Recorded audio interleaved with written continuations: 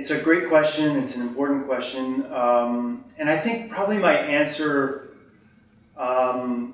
would relate directly to my most profound passions for the world around me. And I think in many ways that the answer would be twofold.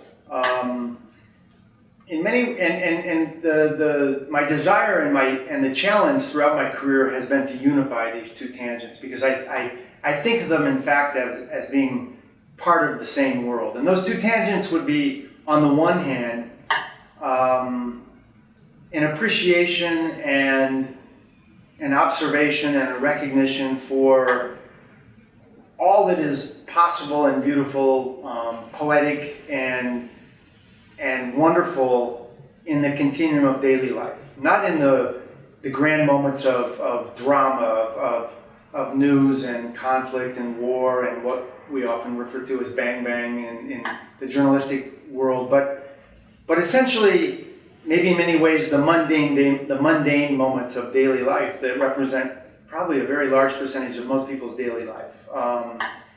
And wherever I have worked in my life throughout, ever since my first photographs that I made in my hometown of Fort Wayne, Indiana, to then photographing the daily life of Paris, which I've now done over a more than 35-year period of time, and in 90 countries of travel around the world, no matter what was going on, no matter what kind of important geopolitical drama or evolution or dynamic was taking place, I've always been very attentive to the richness of daily life. Because what interests me is how we all relate to each other as human beings. How on this earth, on this vast planet of many, many different realities that relate to differences of culture, of geography, of ethnicity, of race, of religion. Probably from the early days of my photographic life, I've been very fascinated and passionate about a notion of what I call the family of man. And I was very inspired in my early days by the book The Family of Man, which was a book made in 1954 that was directed by Edward Steichen. And the notion was that in this grand scheme of the world, that no matter how many things make us different, that there is a whole set of life institutions that we all have in common, no matter where we are, that we have more in common with each other than the things that make us different.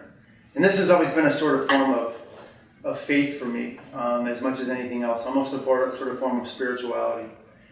The second tangent would be, I would say, would relate to a desire, a very strong desire to give meaning and give purpose to my own life by trying to be involved in sharing my perceptions, sharing what I witness about the dynamics of the world where either important issues, problems, challenges are taking place, moments of geopolitical change, moments where people collectively gather together to rise up and really make a difference, and sometimes either rebel or literally overthrow the tyranny of a government or a regime or a way of life.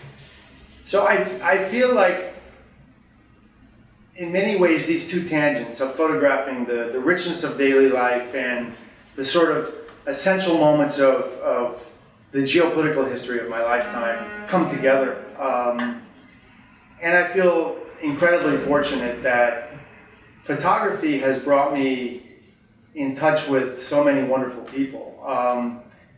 People often ask me, because the reality is that I have witnessed now over a 30-year period of time most of the wars of the world.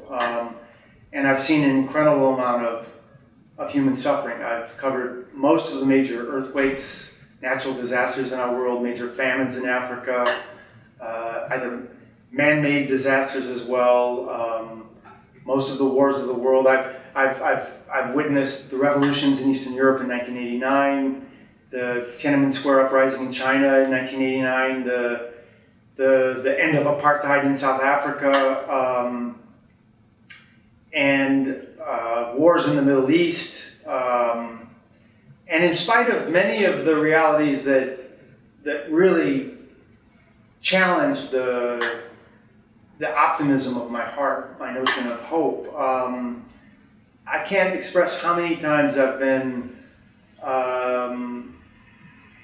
touched in a way that stays with me forever by the incredible decency and goodness, kindness, honesty, sincerity, and just sort of humanity of so many common people whose paths I've crossed over these many years.